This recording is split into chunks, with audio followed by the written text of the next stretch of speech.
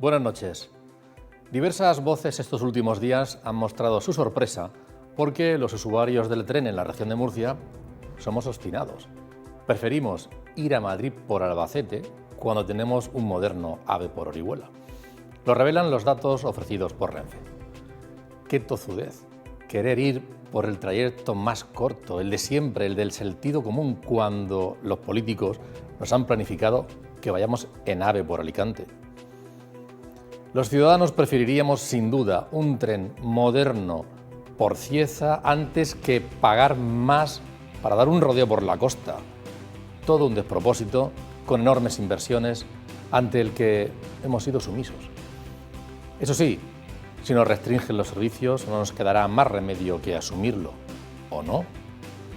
Ahora, cuando los datos reflejan no solo voluntades, sino también realidades, sorprende que haya quien se sorprenda.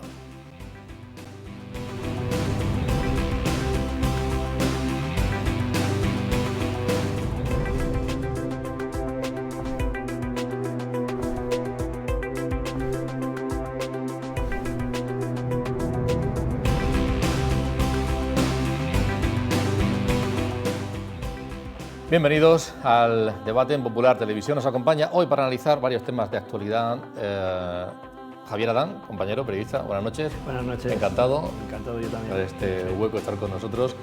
Pepe Ruiz, presidente del Colegio de Graduados Sociales. Muchísimas gracias. Muy buenas noches, encantado nuevamente a aprender. Como siempre. Bueno, aportarnos cosas, entre otras, de la reforma laboral y no solo de la reforma laboral. Bueno, pero siempre se aprende, seguro. Gracias, Pepe, por estar aquí. Pablo Blesa. Encantado de contar contigo esta noche. Buenas noches, es un placer estar aquí de nuevo con Javier y con Pepe. Es un gusto charlar y poder aprender, como dice Pepe.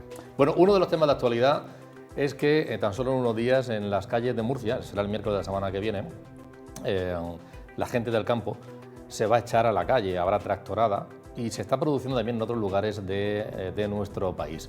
El sector agroalimentario, que es tan fundamental, evidentemente, el sector primario, que aquí en la región de Murcia además tiene sus problemas, evidentemente, pero es ejemplar durante la época del confinamiento y fuera de él, exportaciones, innovación y demás, pero tiene muchos problemas y los quiere trasladar a la opinión pública. Javier, está ahí con esas amenazas, aunque todos somos conscientes de que es fundamental y que además es para sacar pecho en la región de Murcia, a pesar de, evidentemente, determinadas circunstancias. Reciente el recuerdo de todo el confinamiento que tuvimos por la pandemia y que fue el sector primario, el sector agrario, quien supo dar respuesta a todas las necesidades que teníamos la población en general en toda España. O sea, desde aquí se siguió trabajando, por suerte, en el campo y tuvimos pues los supermercados abastecidos, ¿no? Bien, una vez pasada la pandemia, los aplausos también se les dio a ellos y resulta que ahora pues esas presiones de intermediarios y mercado, más allá de todas las circunstancias que se dan en la región de Murcia, con la falta de agua, pues resulta que se les está dejando en la estacada. No me extraña que quieran salir a la calle a protestar. Otra cosa será la forma que algunos han adoptado más, como vimos en Lorca, ¿no? Que eso evidentemente es condenable. Pero el sector en sí, uno, modélico en cuanto a su gestión y en cuanto al trabajo que ofrecen. Dos, la respuesta que dan a toda Europa y a España en cuanto a eso. Es decir, es que tenemos una economía basada en que cuando vamos al supermercado, incluso a día de hoy, es económico. Económico gracias a su esfuerzo y gracias a su tecnología. Porque parece que el campo, la agricultura, la ganadería no lleva tecnología. ¿Cómo que no? Pero una tecnología de primer nivel y valor añadido. Todo esto hay que cuidarlo y yo no me extraña que quieran salir a la calle. Hay amenazas importantes. Claro, el problema que tienen aquí ahora mismo, el problema en la región, bueno, a nivel nacional, pero en la región precisamente, a pesar de esa nueva las tecnologías, a pesar de que tenemos una agricultura muy eficiente, con alguna excepción, efectivamente, pero lo cierto es que están asateados, vamos a llamarlo así, por los costos de producción. Es decir, si se sube la energía, se sube el petróleo, se suben los abonos, se suben las semillas, se sube absolutamente todo y no es posible repercutirlo porque hay unos señores en medio que son los que tienen los canales de distribución, que son los que realmente mandan y fijan los precios. Claro, ante eso yo soy agricultor y yo me tengo que revelar porque yo veo que el esfuerzo que estoy haciendo, todo el esfuerzo que estoy haciendo económico, personal, familiar, porque muchas explotaciones también, no las muy grandes, pero las medianas pequeñas, toda la familia está implicada también en esa explotación. Vemos que al final el rendimiento que tenemos, a pesar de ese esfuerzo que hemos hecho, que nos hemos endeudado muchísimas veces precisamente para incorporar esas nuevas tecnologías, ¿no? Resulta que al final veo el resultado neto y, bueno, pues deja bastante que desear, y sobre todo cuando veo que por parte, en este caso, del gobierno, llámese gobierno central, llámese gobierno regional, se apoya poquito, se apoya, hay ayudas, vaya por delante que hay ayudas, pero no en la medida que nosotros, los ciudadanos, necesitamos que se ayude al campo. Vamos a ver, yo no sé, pero yo supongo que todos comemos todos los días, ¿no? Todos los días tenemos que comer. Nos compraremos un televisor o no, o nos compraremos una lavadora o no, pero comer tenemos que comer todos los días. Y es un sector primordial, principal para la región de Murcia. Yo creo que hay que hacer un esfuerzo. Y yo apoyo la manifestación personalmente, porque además llevo muchas empresas en el despacho de agricultura, conozco perfectamente cuáles son los problemas, las dificultades con las que se encuentran, porque me los cuentan. Y entonces yo digo, de verdad, si yo fuese tú, yo tiraría la toalla. Y me dicen, no puedo tirar la toalla porque esto me viene de tradición, me viene de familia y porque además es lo que me dedico y es lo que me gusta. Y quiero seguir en ello. Y yo lo que quiero es que se me vea y que se me reconozca el trabajo que estoy haciendo. Y el reconocimiento, aparte de que te puedan dar pues una medalla o que te puedan dar un pergamino y tal, no, mire usted, el reconocimiento es que al final mi explotación sea rentable y me permita seguir a lo largo de los años. Con lo cual, bueno, Murcia todos sabemos que es agro, o sea, el sustrato de la economía murciana es la huerta, es el origen de todo lo demás. Todo lo demás es un desarrollo a partir de la tierra. Hay un empresario en mi pueblo, es el dueño del Ciruelo, la empresa del Ciruelo, que dice que es Murcia. Murcia es sol, tierra y su gente, básicamente es eso. Me ha resultado llamativa esa referencia de Javier a la tecnología, porque es cierto que este sector primario murciano ha incorporado muchísima tecnología para mejorar desde el uso del agua a la calidad del producto. Hace no tanto vino un consultor europeo aquí a Murcia y cogió un iPhone, que sabemos que es como el símbolo de lo tecnológico de la compañía Apple, y al lado una lechuga. Y dice, esta lechuga lleva más tecnología que el iPhone. Y lleva razón, porque además lleva siglos de inversión esa lechuga que llega a nuestra mesa. Lo que se encuentran los productores y los agricultores murcianos es una tormenta perfecta que obviamente nadie ha por sí mismo producido, ningún agente individualmente ha producido, pero una concatenación de factores ha endemoniado el entorno en el que operan nuestros agricultores. Y básicamente señalaba Pepe esos costes de producción. Es que ha aumentado, como él ha dicho, todo. Ha aumentado el precio del agua, el precio de los fertilizantes, del petróleo, de la energía, del plástico, de la electricidad. Todo eso ha aumentado. Luego, además, obviamente, el transporte ha aumentado dramáticamente. Por ejemplo, un cargo en un container que llegaba desde Shanghái a Lisboa y entonces a la península ibérica costaba, antes de la pandemia, 1.800 euros. Ahora cuesta 8.000 euros. Se ha encarecido. Y luego el Brexit también ha encarecido. La reforma laboral de la que vamos a hablar, el incremento del salario mínimo y cómo en esa reforma laboral se afronta la temporalidad en un sector muy temporalizador como es el campo, daña también tremendamente el rendimiento de esas explotaciones. También tenemos, por supuesto, la sensibilidad medioambiental, que está muy bien, pero se transforma en impuestos al campo. O sea, las nuevas medidas, la nueva legislación medioambiental está bien, pero se transforma en impuestos al campo. Y luego, claro, tenemos un ministerio que básicamente tiene como objetivo la eliminación de los trasvases. Me refiero al Ministerio de Transición Ecológica y la señora Rivera. Entonces tenemos la amenaza también de la falta de agua. Costes, más impuestos, encarecimiento y un futuro de una manera sombreado y marcado porque te dejen sin agua. Claro, ¿qué hacen los agricultores? Nadie mueve 400 tractores y 100 camiones en la manifestación del miércoles y se pasa un día reivindicando y realiza un paro general, además apoyado por todas las organizaciones del sector, por placer, porque no es un acto de carnaval, es un acto evidentemente de reivindicación. Y muy importante, no tiene como fin exclusivamente atacar al gobierno central, es decir, al Partido Socialista. También ellos hacen mucho hincapié en que es una protesta contra el gobierno regional y contra el gobierno central, contra ambos. Sí, pero además, que por hacer un matiz rápido, que estamos hablando de que tanto la logística, que es fundamental, como la distribución, es decir, todos los almacenes, las tiendas, las grandes tiendas, que al final son quienes nos acercan a los consumidores esos productos del campo, de la agricultura.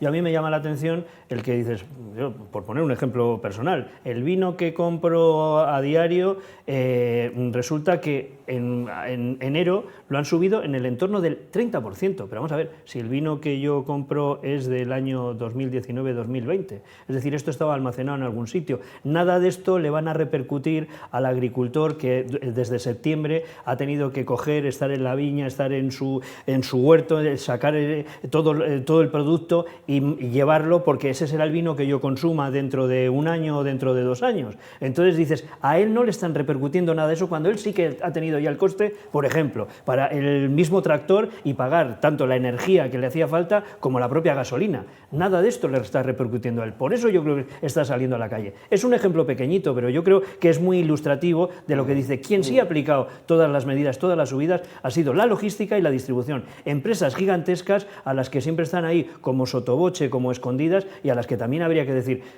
hace falta sensibilidad, lo mismo que decimos para los bancos, que hace falta un protocolo de sensibilidad, quizás la logística y distribución, protocolo de sensibilidad.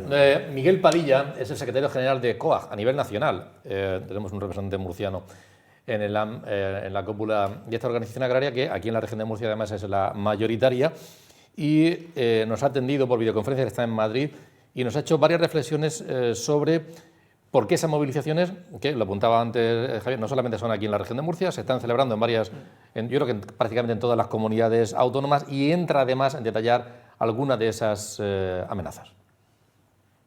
Son procesos que se están dando prácticamente en todas las comunidades autónomas, y las reivindicaciones pues son, en el 2020 era el eslogan principal, precios justos y precios dignos, y a esto se le suma pues la problemática que surge en el segundo semestre del 2021, que es el incremento de los costos de producción, lo cual, unido a lo anterior, pues crea una situación más problemática en lo que es la actividad agraria. Todo lo que es la labranza, el transporte, todo lo de la refrigeración, en fin, indudablemente es uno de los costos más importantes que hemos tenido, y como se sabe, el alza, el incremento que ha sufrido en los últimos meses a partir del segundo semestre del 2021 va a ser espectacular. Estamos hablando de muchísimo más del 100% de lo que costaba, digamos, en el primer semestre al segundo semestre del 2021. Ese incremento de costos es lo que ha agravado la situación con respecto a las reivindicaciones que teníamos en el 2020 cuando comenzamos con este proceso. El sector agrario tiene unas características especiales, sobre todo por la temporalidad, es decir, no somos una empresa donde hay una producción continua, sino que son distintas épocas donde se necesita pues mano de obra y otras donde no. Por tanto, la temporalidad es un factor importante dentro de lo que es la actividad agraria. Las restricciones que se puedan poner en cuanto a esos contratos de temporalidad, pues indudablemente van a suponer una dificultad para lo que es la actividad.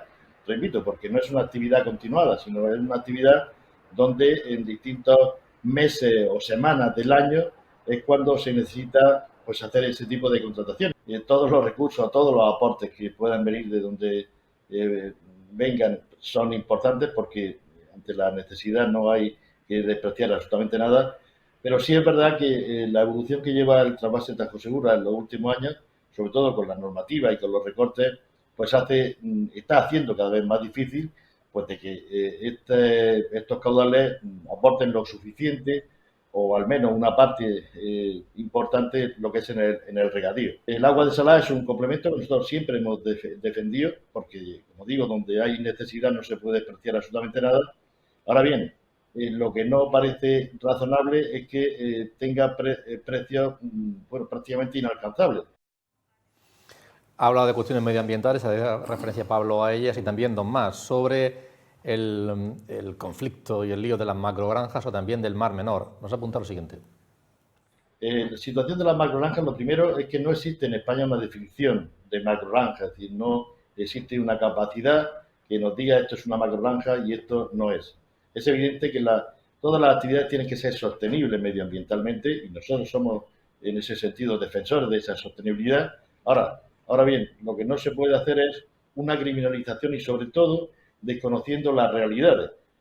No hay peor comentario que se pueda hacer cuando no se conoce realmente una realidad y se vierten opiniones, porque eso confunde sin duda alguna lo que es la sociedad y se hacen o se tienen criterios poco rigurosos. Yo tengo esperanza y casi tengo el convencimiento de que las normativas van a hacer posible una convivencia distinta quizá a lo que se venía haciendo, sin duda, y desde luego, pues una vez que se ha comprobado y se comprueba cuáles son los efectos nocivos y de dónde proceden, pues sin duda, atajando, digamos, estas situaciones, primero va a haber una recuperación sin duda, no me cabe, digamos, en un tiempo prudencial, yo creo que va a haber una recuperación de lo que es la laguna, donde va a poder convivir de distinta manera, sobre todo en las zonas más limítrofes.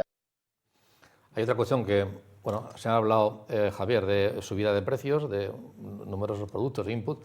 Se habla también de necesidad de problemas de agua. Hay uno que no lo hemos apuntado porque también es importante. Cada vez más la movilidad de personas es evidente, pero también de los productos. Es la de la seguridad agroalimentaria, la de la trazabilidad. Está en la política agraria común, negociación con los países terceros, los que vienen, qué seguridad.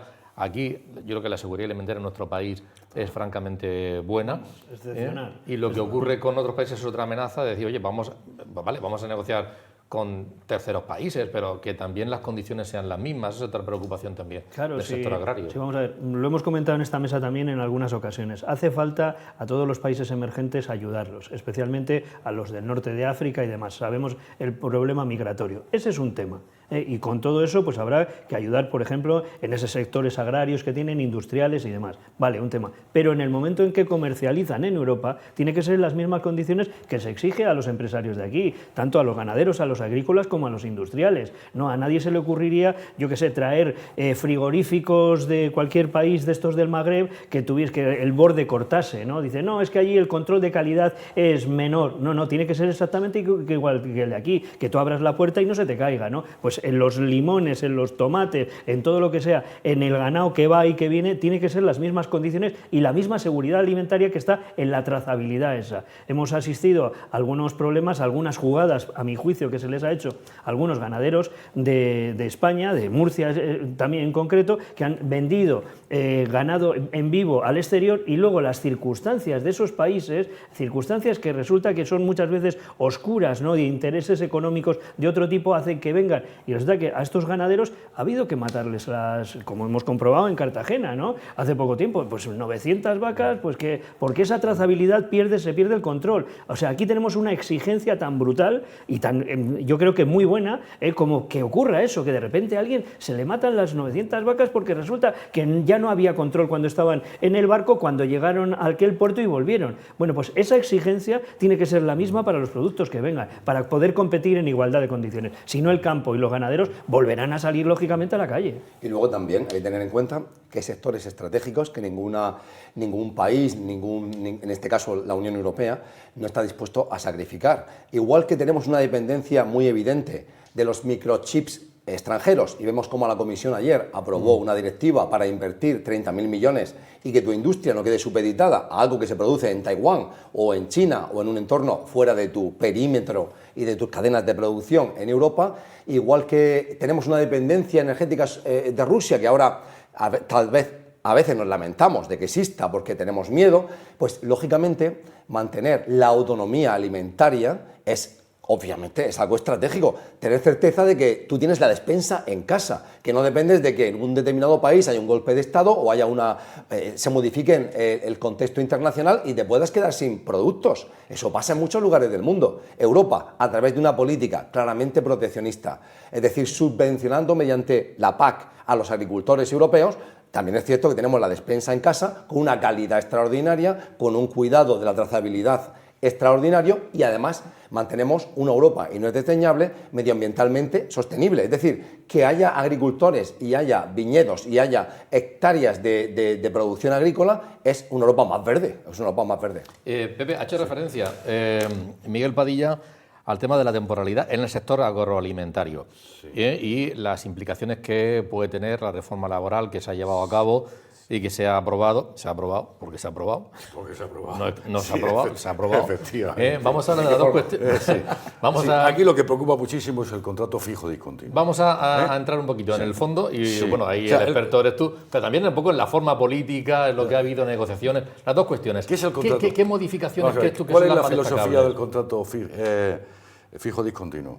Que tiene muchísima tradición en la región de Murcia, o sea, no es nada nuevo. Además, los hemos exportado. Aquí teníamos dos grandes especialistas en la magistratura, eran Joaquín Samper y Bartolomé Ríos, que llegaron finalmente al Supremo, que ellos marcaron la línea de lo que debía de entenderse como trabajador fijo discontinuo, desde el mismo Tribunal Supremo, que a su vez luego se fue extendiendo a aquellas localidades o aquellas regiones donde se podía implantar esa figura. La filosofía es muy fácil. Mire usted se dedica a un tipo de actividad, como es la agricultura, bueno, pues que tiene pues unos ciclos.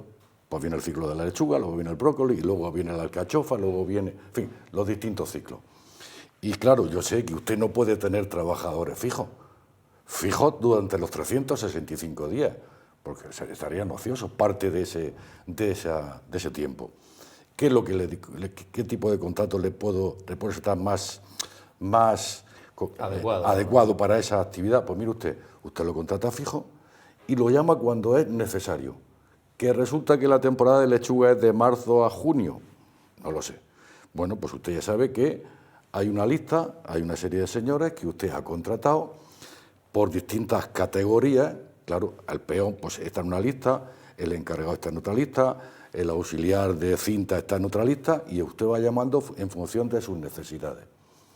Lo llama y conforme se vaya acabando el trabajo, no todos van a cesar el mismo día, porque las lechugas cada vez habrá menos, lógicamente, pues conforme se va acabando el trabajo, usted le dice, adiós, muy buenas, ya nos veremos en la próxima temporada.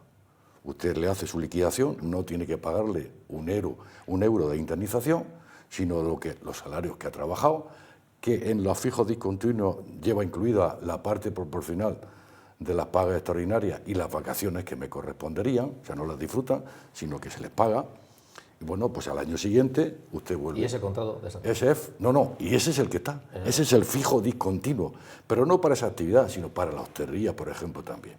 La única novedad que se ha introducido en el fijo discontinuo es que la antigüedad de un señor en esa empresa, hasta la fecha, computaba a efectos de indemnización solamente el periodo trabajado. O sea, si yo había trabajado 10 años y he trabajado 5 días cada año, pues si al final me despide la empresa, yo tengo acumulado 50 días. Y en función de esos 50 días, aunque haya estado ligado a la empresa con ese contrato, fijo discontinuo durante esos 10 años. Porque ese contrato lo que me permite a mí es trabajar en muchísimas empresas. Porque usted me ha contratado a mí para la temporada de lechuga, con lo cual el resto yo me tengo que ir a otras empresas, a otras fincas, donde yo quiera. Bueno, pues eso se ha mantenido, fíjate, el tema de las indemnizaciones. ¿Qué es lo que no se ha mantenido? Pues que si yo he trabajado, a mí eso no me gusta, pero en fin, si yo he trabajado 5 días cada año, se me acumula a efectos del cálculo de la antigüedad. Ahí sí ha habido una variación importante. Entonces hay trabajadores que iban a ir sumando tiempo, que hasta ahora no lo hacían, y llega un momento en que van a tener derecho a un complemento por antigüedad. Ese es el trabajo fijo discontinuo. Pepe, no final, es más. Pepe, al final las que se da en la hostelería, que se da en muchísimos sectores. El problema de la agricultura es que también hay mucha rotación de trabajadores y la empresa tiene que tener un sistema de control muy importante, ¿no? Para llamarte a ti primero y no llamar a Javier primero que está el segundo, porque si yo llamo a Javier antes que a ti que estás el primero, tú me puedes demandar por despido y tendré que pagarte una indemnización. Entonces el sistema de control es muchísimo más complicado y sobre todo cuando hablamos de personas extranjeras, ¿no? Pepe, en general, no hablando solo de agricultura, sino en general cuando se hace, imagino que para todos igual, cuando se hace una reforma, en este caso la laboral, se pretenden dos objetivos, sea cual sea la reforma, pero se pretende estabilidad en el empleo y creación de empleo. Sí. ¿Tú crees que esos dos objetivos se van a conseguir? ¿Hasta qué punto los datos, las cifras? ¿Con esta reforma? Sí. No, en absoluto. Creación, o sea, estabilidad y No, crecimiento. estabilidad sí. Esto lo que sí va a hacer ¿Qué diferencia hay entre estabilidad y creación de empleo? Claro, que mano de no, obra? no, hombre, aquí hay algo importante para el gobierno, ¿no? Y para las organizaciones sindicales, sobre todo para el gobierno, y son las estadísticas. Hasta ahora las estadísticas, y refiriéndome al mes de diciembre, el 90% eran temporales y el 10% eran fijos. A partir ya, que se anota ya en enero, a partir de ahora eso va a ir variando. Y se va a consolidar el trabajador fijo. No nos dicen si es a tiempo parcial, si es a jornada completa, eso no lo dicen, fijo. Un trabajador fijo discontinuo es un trabajador fijo, con lo cual va a desaparecer de la estadística, como parado, para contar que tenemos 3.122.000 parados. Ese señor no va a aparecer. O sea, que habrá estadísticas. Con lo cual, la estadística entre fijos, contratos fijos que se van haciendo y contratos temporales, se va a ir acercando cada vez más hasta que realmente la cifra en este caso, de temporalidad, pues se quede como en el resto de Europa, 13, un 14, que está previsto en la norma también. La utilización de contratos temporales se puede hacer con más limitaciones que anteriormente. Entonces, contestando también a tu pregunta, ¿esto crea empleo? No, esto transforma lo que antes era un contrato eventual, lo que va a contratar en un fijo discontinuo, pero yo te voy a seguir a ti dando el mismo trabajo que te estoy dando todos los años con un contrato temporal. Te lo voy a dar en la temporada de la lechuga. Punto. Pero vas a ser estadísticamente fijo. Con lo cual, problema en principio yo con Es una temporalidad encubierta, Pepe. Es una temporalidad, sí, bueno, es transformar Estadísticamente, lo que es temporalidad, fijo discontinuo. Fijo discontinuo. Bueno, pero es que esas son las reglas que imperan en determinados sectores. No, hombre, por ir a la parte política, ¿no? Sí. Como hemos asistido a una tramitación un tanto peculiar, yo creo que sí que tiene esa parte de buscar estabilidad la contratación en España, porque estábamos completamente en un polo opuesto al resto de Europa. Entonces, veremos a ver si esto de verdad, pues los datos en la evaluación que se haga a no demasiado tiempo, porque el primer trimestre seguro que lo vamos a notar muchísimo. Mucho, ¿no? Sí. Mucho. Esperemos que sea en positivo. La otra circunstancia es eso, esa especie de batalla política. Yo a mí sí que me sorprendió gratamente el ver que tanto sindicatos como patronal, como el gobierno representado por la ministra Yolanda, la ministra de Trabajo, que dices, oye, pues ha habido un buen quehacer de ellos, ¿no? De hecho, todos decían que han estado 9 meses, han tenido un parto, ¿no? Han estado 9 meses trabajando y eso, y entonces parece que la parte técnica sí que está bien armado, que luego, pues como siempre, surgirán problemas que habrá que posteriormente solventarlas. La otra parte es la cosa peregrina que hemos visto pues en el Parlamento, en el Congreso, ¿no? En el que dices, pero vamos a ver, cómo un gobierno de España no acaba de atar esto para que al final esta ley tan importante, que yo creo que sí que puede ser quizás la ley más importante de toda la legislatura, pues acabe siendo aprobada por un error de un señor en un voto, ¿no? Entonces dices, hay algo ahí que es el alejamiento de la sociedad con respecto a sus políticos que se materializa en esto, porque la ley es muy importante. ¿Habrá que modificarla? Pues seguramente. Hasta el punto de que ese alejamiento, por ejemplo, no de el uso o el abuso de los reales decretos, es que es algo urgente de golpe que ha ocurrido, ¿no? Quiero decir, la tramitación parlamentaria se está quedando al margen de la normalidad, cuando debería ser la normalidad. Claro, sí, pero es que fíjate tú que en esa batalla, en esa trifulca política que vemos, por ejemplo, todos los miércoles, cada vez que va el gobierno y tiene que dar explicaciones de su acción de gobierno, pues vemos que, dice, menos hablar de las cosas que nos interesan a los ciudadanos, hablan de cualquier disparate. Más aún, lo que se fomenta es una especie de club de la comedia. Le voy a dar un dato, pues yo le digo a usted, pues no sé qué, y ¿de qué corcho han hablado? A los periodistas nos da mucho juego, dan titulares y demás, pero a la solvencia esa de la realidad, pues no. Yo esta misma mañana estaba hablando con algunos representantes de organizaciones, tanto de educación como sanitarias, que hoy mismo algunos de ellos protestaban, y resulta que, claro, te comentan siempre eso, dices, los interlocutores políticos que tenemos, tanto en el gobierno regional como a nivel nacional, no nos escuchan, no nos atienden, tienen un déficit ellos de conocimiento brutal, no se fían de sus colaboradores, de los técnicos que hay en cada una de las consejerías o de los ministerios, y entonces el resultado es que tenemos que salir a la calle a protestar. En concreto, eso estaba hablando del sector educación y estaba hablando del sector sanitario, no solamente en Murcia, sino a nivel nacional, ¿eh? Pablo, Hay que ver cómo ha evolucionado este embarazo que ha señalado Javier, que ha terminado en este parto, porque recordemos que la señora Díaz empezó diciendo: voy a abolir, voy a quemar, voy a hacer arder, voy a llevar a juicio voy a llevar a Rajoy a juicio. Esto es exagerado, es una broma, pero voy a abolir directamente la ley, voy a abolir la reforma laboral de Rajoy. Resulta que al final es una reforma de la reforma. Resulta que aquello era una posición negociadora, porque en segundo lugar, es cierto, es sorprendente, es incluso llama la atención que ha sido capaz esta señora y los agentes sociales de convencer a sindicatos y a empresarios de que por primera vez en 40 años se pongan de acuerdo los agentes sociales en el cambio de esta norma. Con lo cual entendemos que no será tan tremendamente dañina como presumible para el sector empresarial, aunque sí mucho para determinados colectivos del mundo empresarial. Y al final, aunque yo no voy a hacer aquí una valoración de la ley en su contenido, y tiene muy buenas intenciones, acabar con la precariedad, incluir a los jóvenes en el mercado laboral y acabar con la temporalidad, al final lo que cuenta es esto.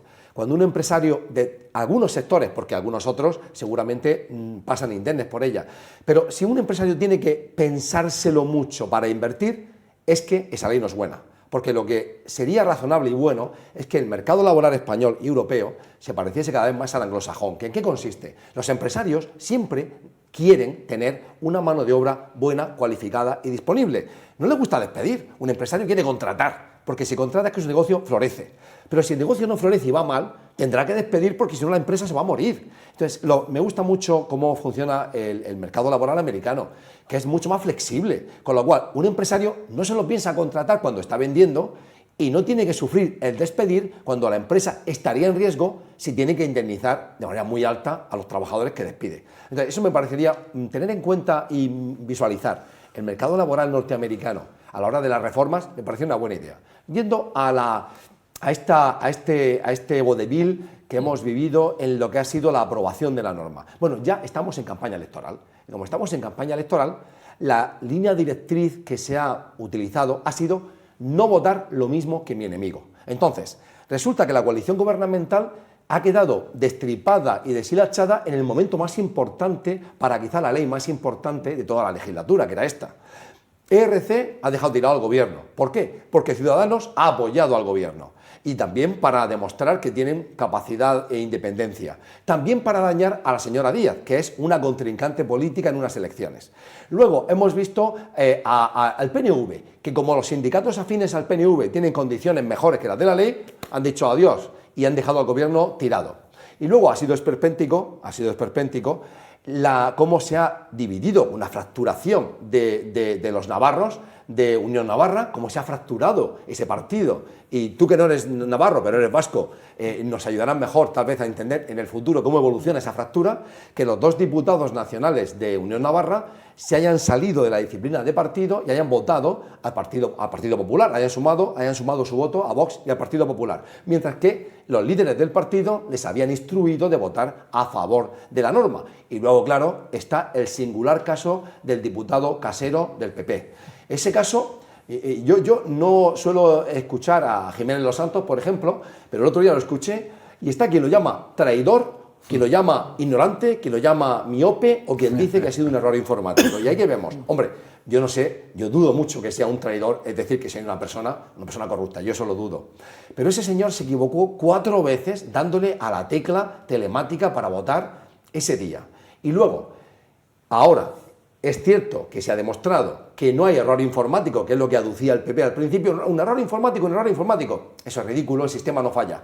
Lo que hay es el comportamiento, y eso sí que merece ser esclarecido, de la señora Batet, es decir, la presidenta del Congreso socialista, en cómo gestionó lo que obviamente se presumía que estaba siendo un error humano, que no informático.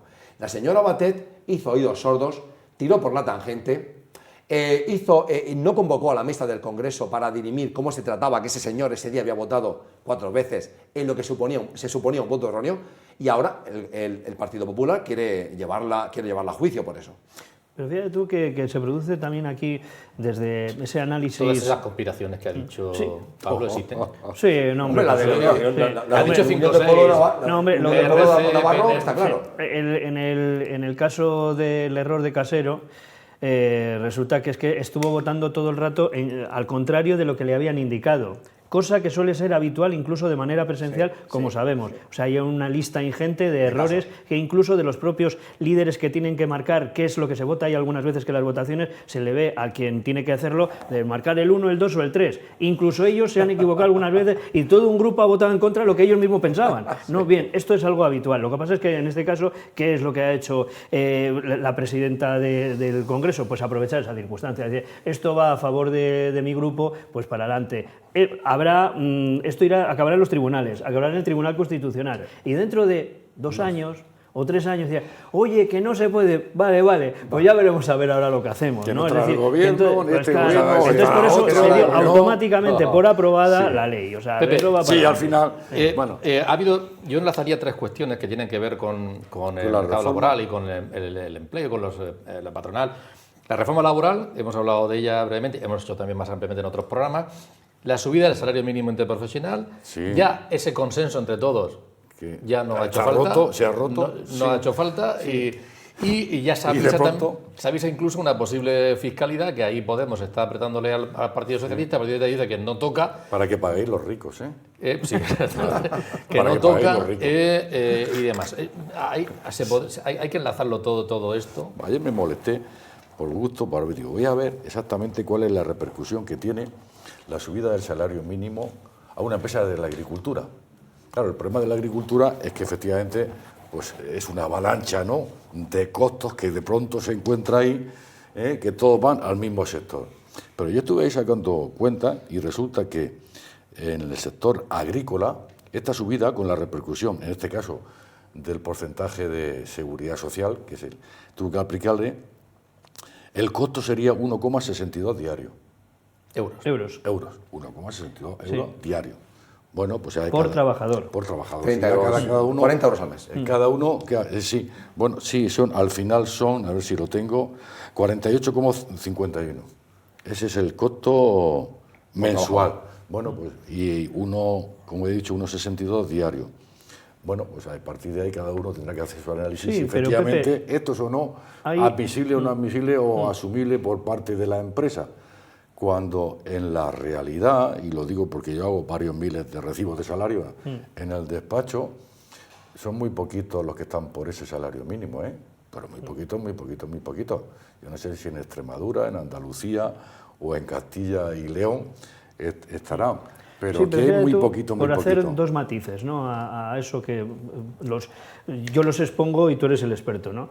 Claro, si yo me pongo a ver que ese euro y pico diario por trabajador, y si yo tengo, porque hay algunas grandísimas explotaciones en la región de Murcia, 1.000 trabajadores. Claro, si tengo 1.000 trabajadores y todos los días eso al mes, resulta que empieza a ser ya una cantidad importante. Estamos hablando de 50.000 euros, por poner ese ejemplo, por el año, en un sector en el que muchas veces hemos hablado que yo ir al supermercado y ver que tengo 2 lechugas por 1,60, ¿cuál es el margen de esa empresa sobre esas lechugas? Es que no puede ser muy grande. Entonces, si tú por un lado estás viendo de forma analítica que para ser muy competitivo y poner en los lineales mi lechuga, resulta que a estas personas ese euro diario sí que va a repercutir. Y se añade la fiscalidad. Vamos a ver.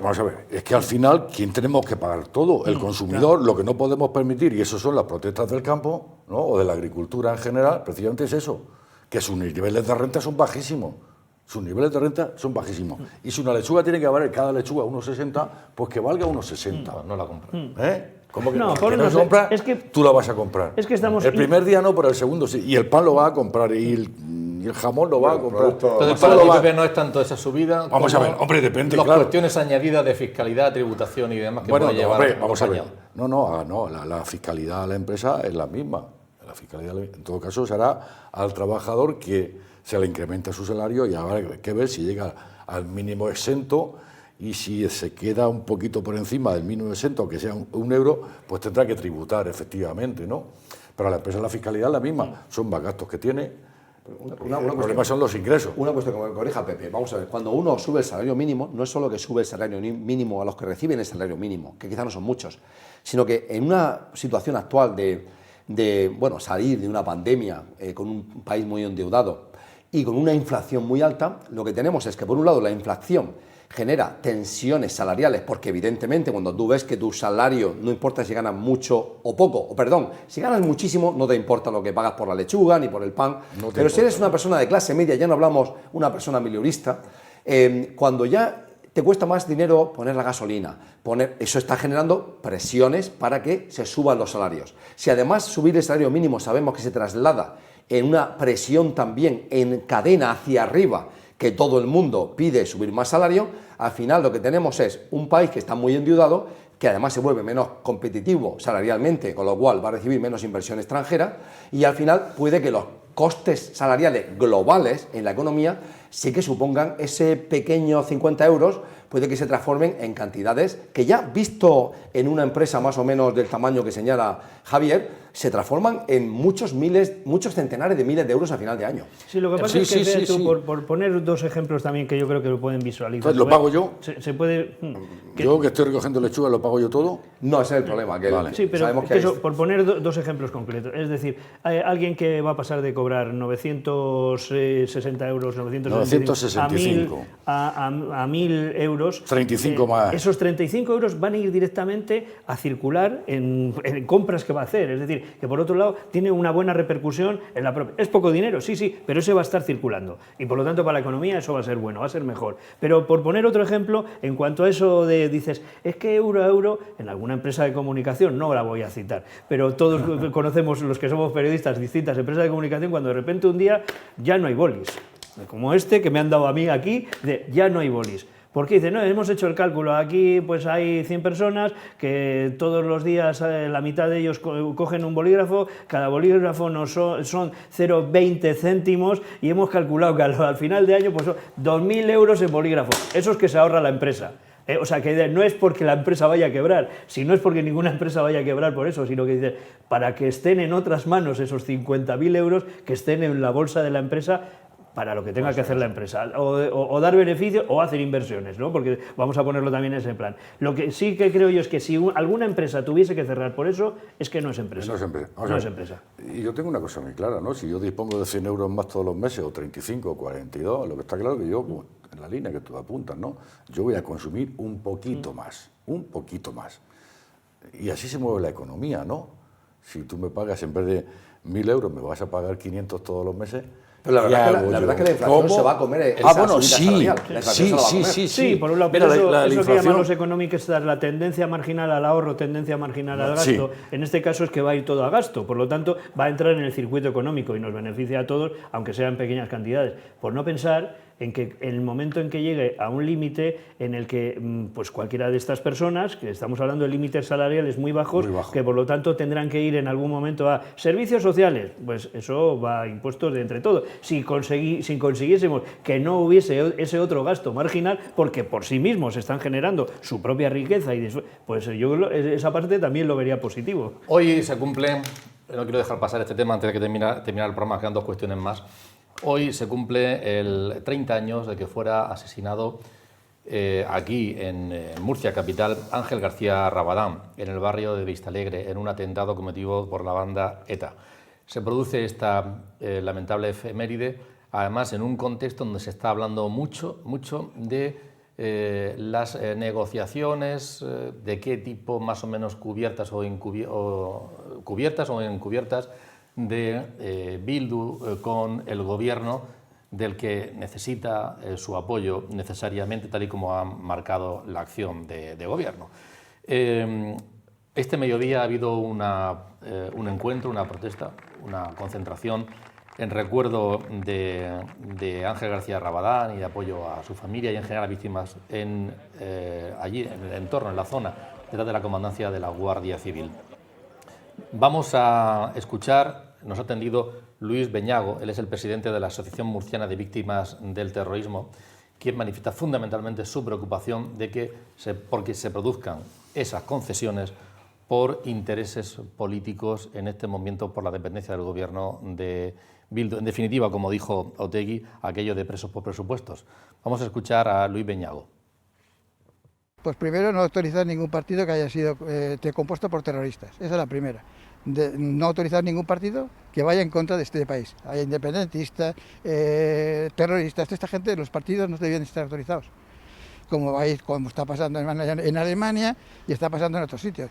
Gente que quiere destruir tu propio país no lo autorizan. Es decir, esa es la única raya roja que para nosotros sería importante, y legalizarlo fuera.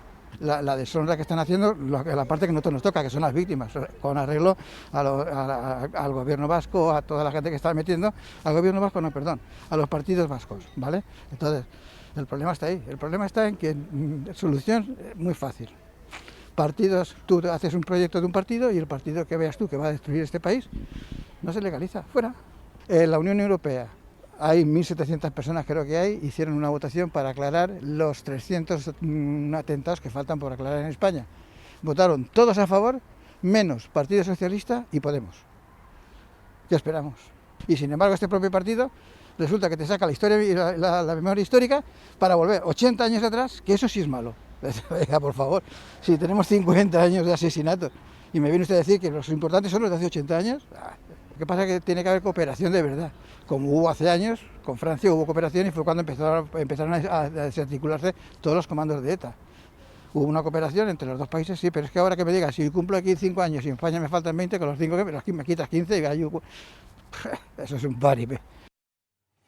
Ayer en el periódico Confidencial y hoy en varios otros periódicos han aparecido noticias sobre sobre relaciones, conversaciones, sobre posibles beneficios penitenciarios, y también se está hablando de hace ya bastante tiempo de dos cuestiones: la posible modificación de una ley que supondría determinadas consecuencias, ahora vamos a ver cuáles, o también de la sustitución del actual fiscal que está llevando estas investigaciones. Le hemos pedido opinión.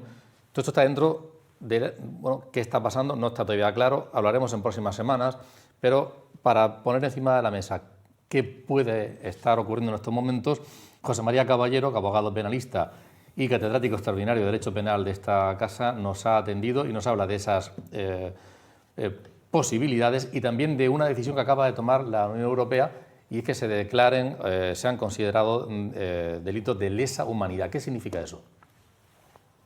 Lo que dispone es que no es de aplicación a los etarras una normativa europea que es del año 2008, según la cual se podría aplicar aquí el periodo que por otros hechos distintos, el periodo de privación de libertad que hubieran tenido en otros países, como por ejemplo Francia.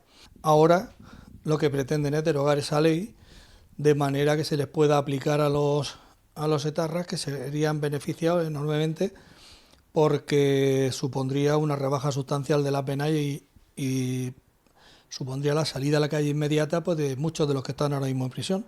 Se está pues asumiendo por parte del gobierno las exigencias de los filoetarras, ¿vale?, que están exigiéndole, por un lado, que se derogue la ley esta de 2014, pero es que lo que es más grave todavía es que se le ha impuesto y así parece ser que se está haciendo, que se va a cambiar al fiscal que hasta ahora pues ha estado recurriendo con el visto bueno pues, de los tribunales, ha estado recurriendo con éxito hasta ahora pues los beneficios penitenciarios que se le estaban dando a los etarras, a los presos etarras. ¿Cuáles son las consecuencias? Pues imagino que pondrán otro mucho más sumiso a ese tipo de mandatos y que acepte de buen grado, no recurra y que permita que se le den ese tipo de beneficios a los etarras. Existe también una última modificación que es la calificación de delitos de lesa humanidad a los delitos cometidos por los etarras. Esto tiene una repercusión importante, entre otras cosas, en cuanto a la imprescriptibilidad de estos hechos delictivos. Antes se cometía el hecho delictivo, te ibas a otro país, estabas ahí un tiempo fuera y dejabas que el delito prescribiera y podías volver aquí de forma absolutamente impune, y una de las consecuencias de que se declaren delitos de lesa humanidad es que no van a prescribir.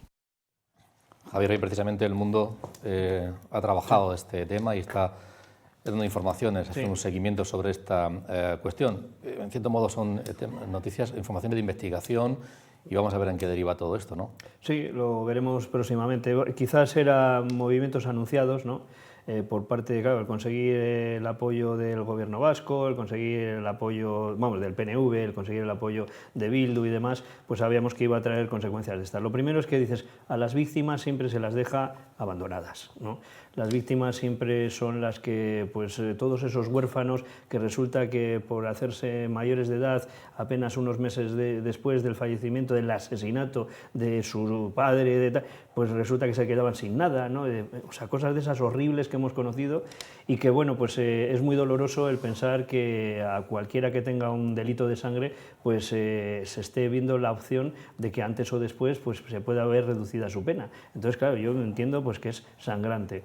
En cuanto a este seguimiento que se está haciendo por parte de la prensa, es el que yo entiendo que es positivo para estar alerta en cuanto a que no pueda haber ninguna acción que pues contravenga a la normativa vigente y que hiera más a todas esas víctimas. Entonces yo creo que simplemente es esa acción social que las propias víctimas están ejerciendo la que puede ser muy positiva para decir, ojo, estamos aquí controlando, y no puede ser eso, que al final acabe siendo presupuestos, dineros por liberación de presos. No puede ser.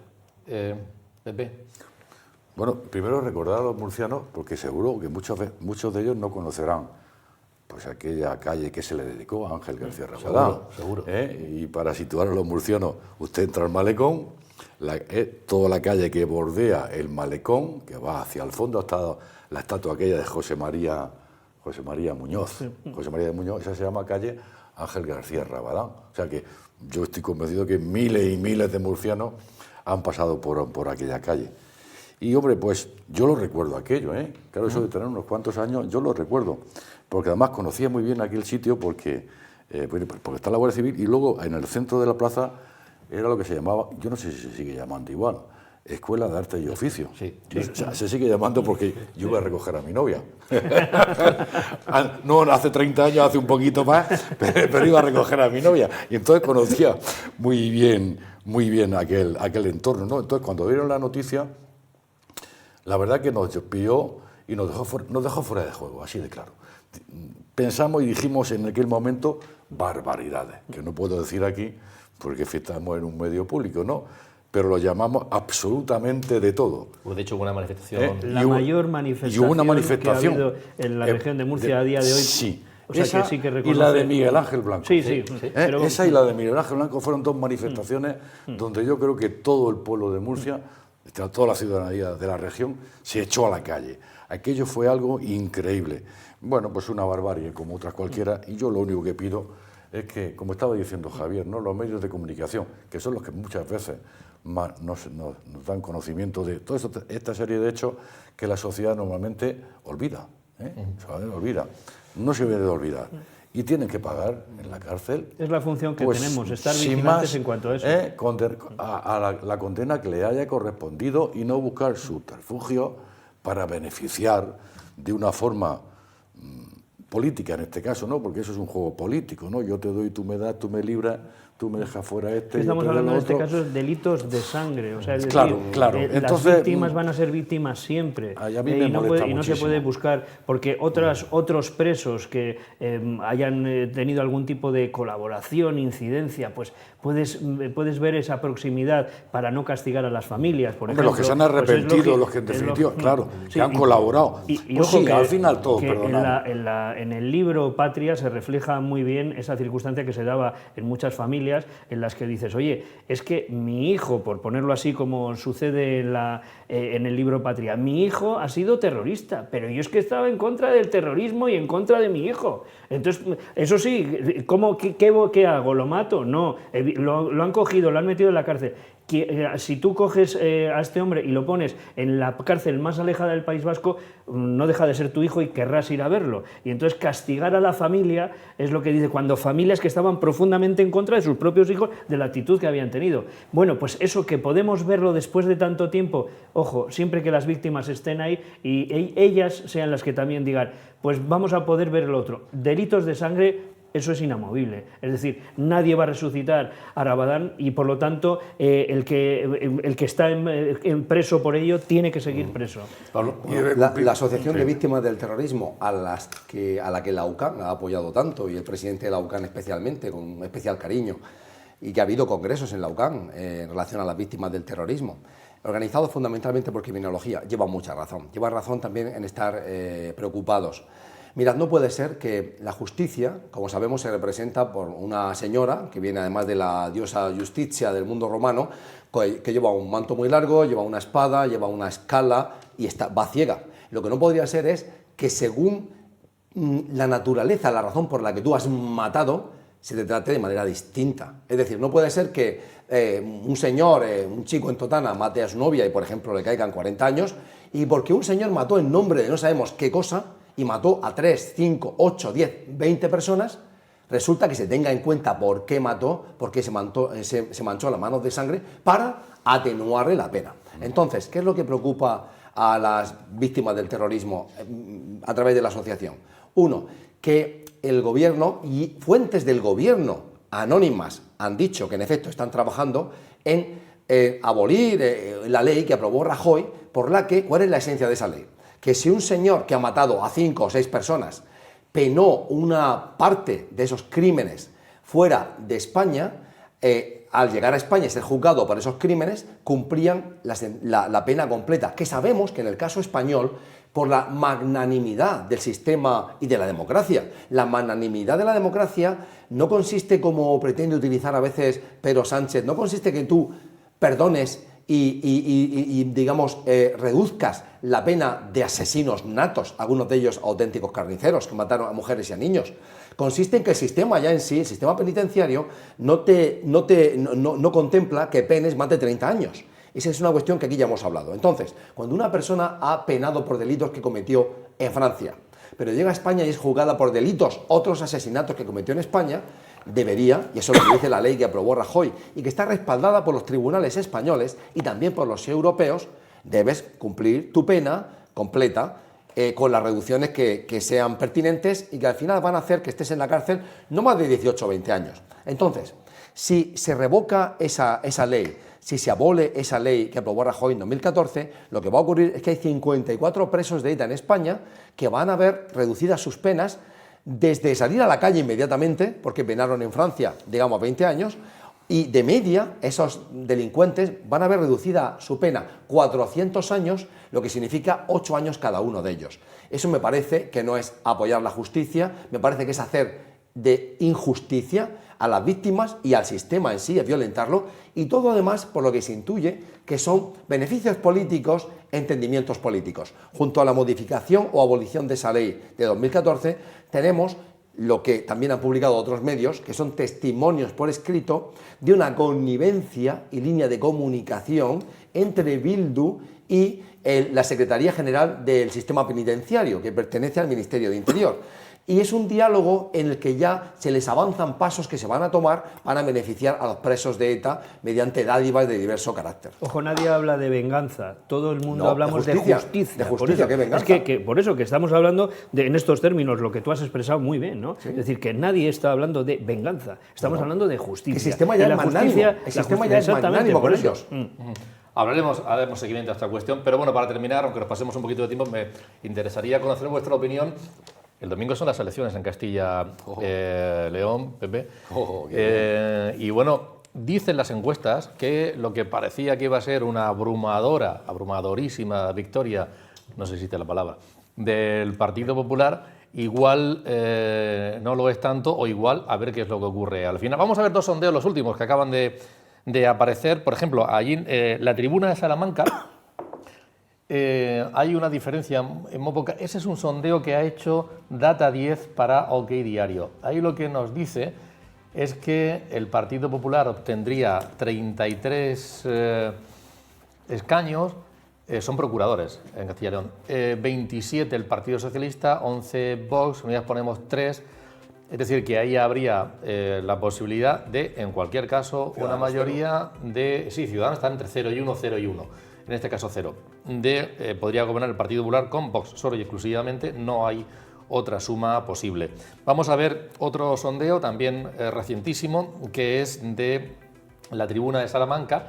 Ahí hay algunos cambios, aunque las sumas al final son parecidas. Ahí el Partido Popular obtendría un poquito más, 35, a cambio de Vox, que obtendría un poquito menos, que son 9, 30 el Partido Socialista, un poquito mejor, pero la suma también saldría.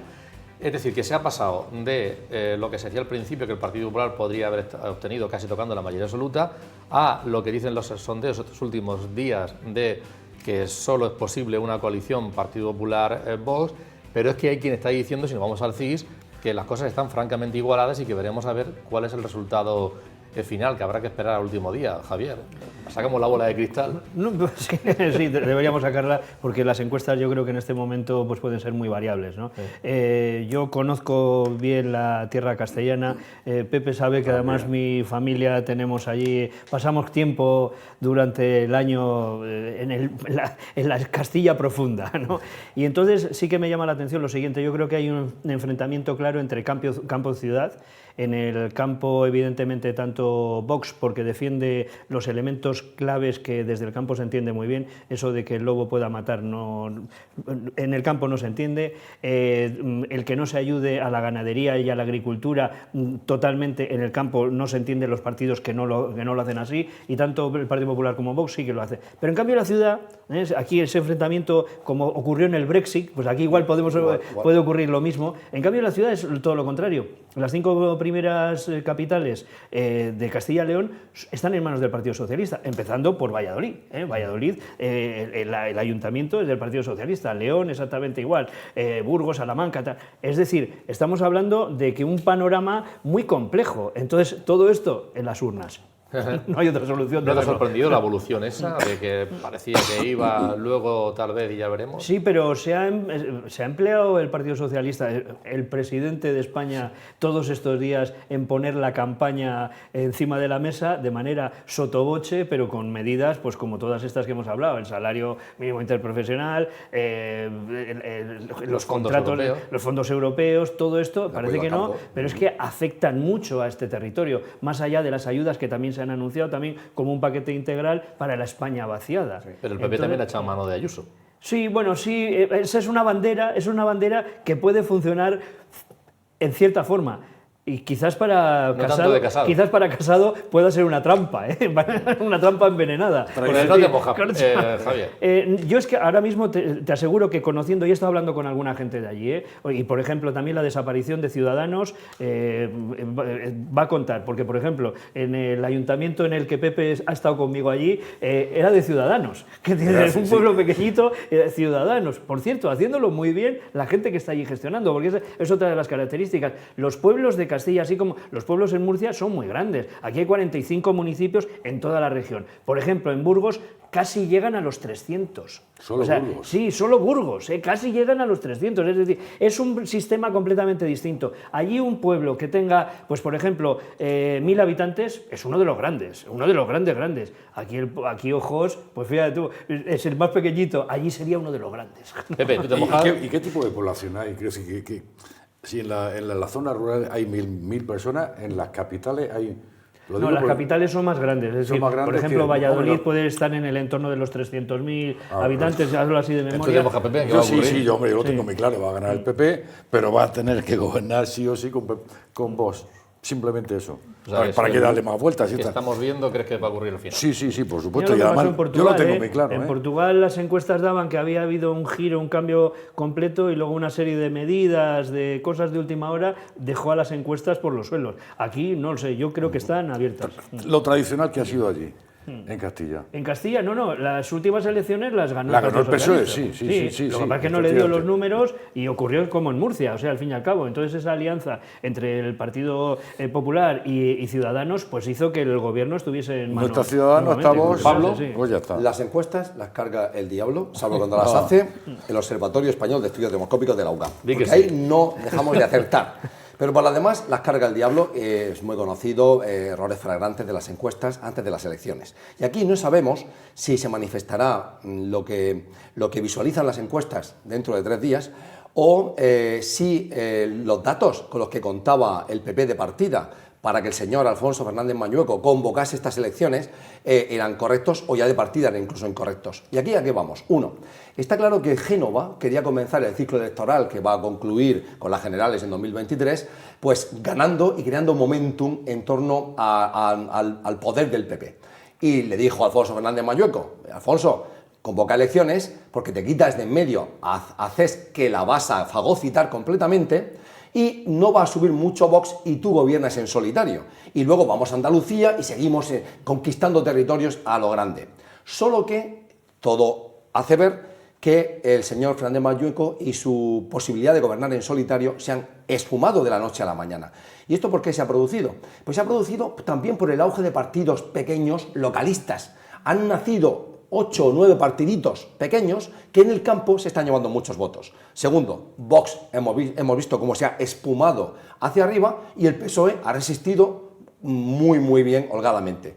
Con lo cual, la operación de cirugía que consistía en generar el momentum a nivel nacional para apoyar a Casado, quitarse de en medio a Ciudadanos y no gobernar con Vox, se va a trastocar o traslocar en algo mucho más incómodo para el PP. Primero, no cumplir con las expectativas, que la operación comience fracasando, que eso se traslade a Andalucía con mucho menos fervor y en vez de gobernar con algo tan cómodo como era Ciudadanos, gobernar ahora con Vox, que para el PP es una patata caliente y algo realmente incómodo.